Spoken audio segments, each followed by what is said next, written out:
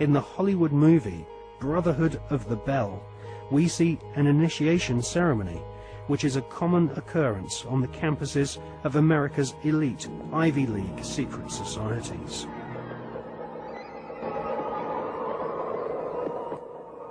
Mr. Patterson, Philip Everest Dunning, Mr. Chad Harmon, Mr. Dunning. Mr. Dunning, the Articles and Letters of the Brotherhood.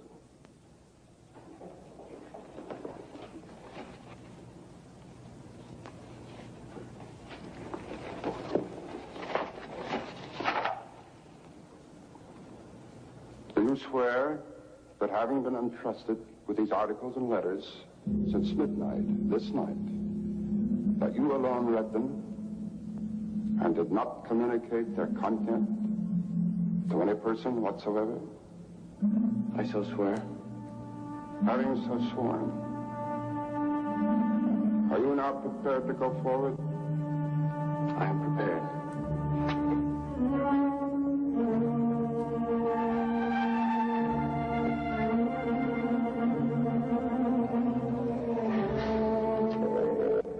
Mr. Dunning, for over 200 years, Brothers of the Bell have been initiated before the spell, and in the same ceremony, at sunrise.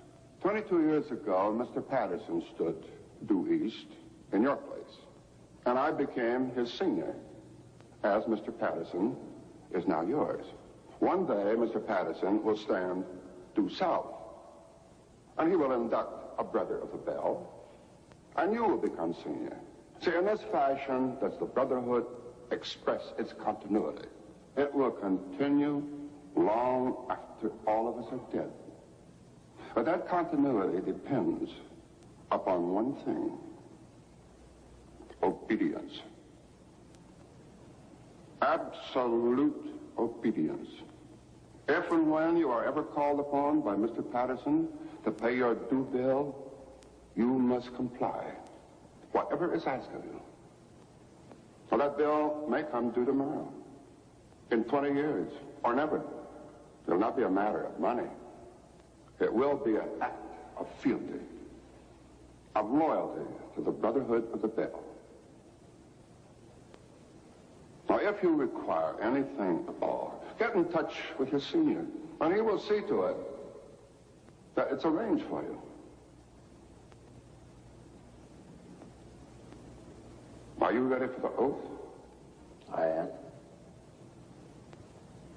The oath, gentlemen. I, Chad Dunning, do swear in absolute faith that I shall reveal no secret of the Brotherhood of the Bell, that I shall respect my brothers and myself, that I will act as they desire, secure their interests as if they were my own. And I pledge this, my honor, my fortune, and my life.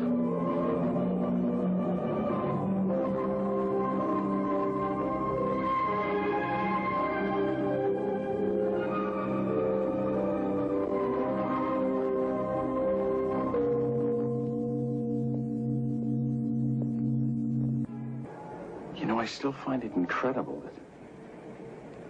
that I could get anything I want. Anything a man could get with money, privilege, and the best connections. You know, it just occurred to me that we're part of the establishment now. Not part. The establishment.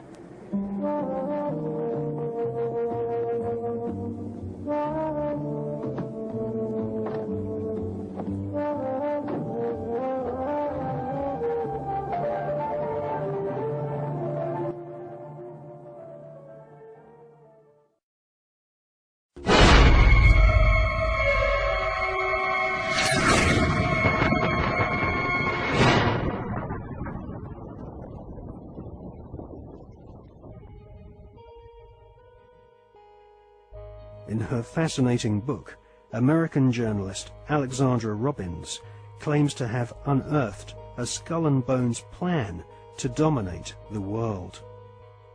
One can't help recognizing the fact that in the 170 years since the formation of the Skull and Bones Society, it has members in the most influential jobs all over the world. New initiates seem to fall effortlessly into high-paid jobs within banks, media organizations, government agencies, and huge corporations which earn vast profits from government defense contracts.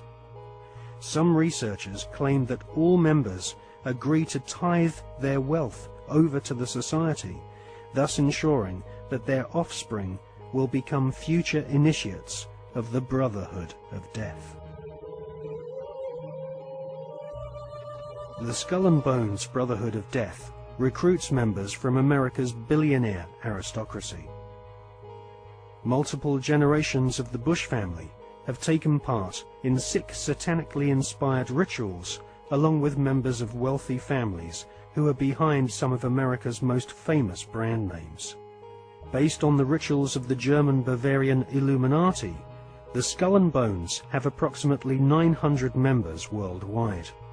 George W. Bush has initiated 5 fellow Bonesmen to join his administration, including William Donaldson, who is head of the American Securities and Exchange Commission.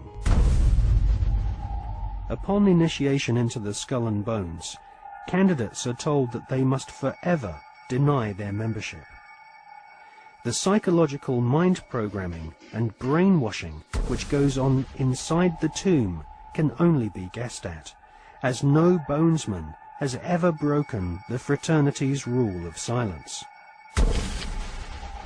Fellow students at Yale have often said that on the night of ceremonies, blood-curdling yells and shrieks can be heard from inside the tomb.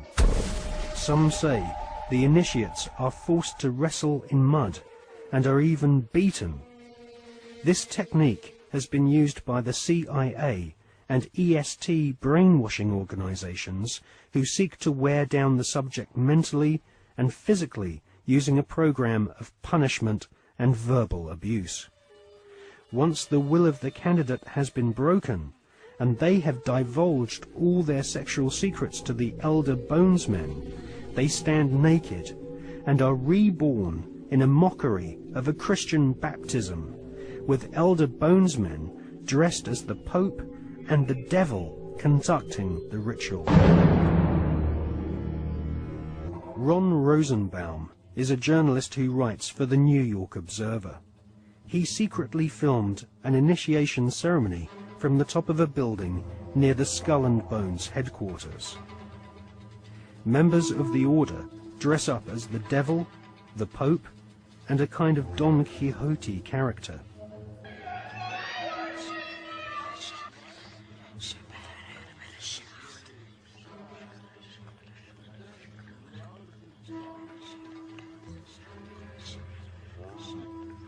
The Pope wears a white monogrammed slipper which rests upon a stone skull. Each initiate is led into a chamber where fellow members shout obscenities and abuse the new initiate. The initiates are told that they are superior beings and are part of a privileged elite who use war, terror, and famine to control Earth's human population. This callous philosophy was illustrated in the Hollywood movie Skulls, made in 1999.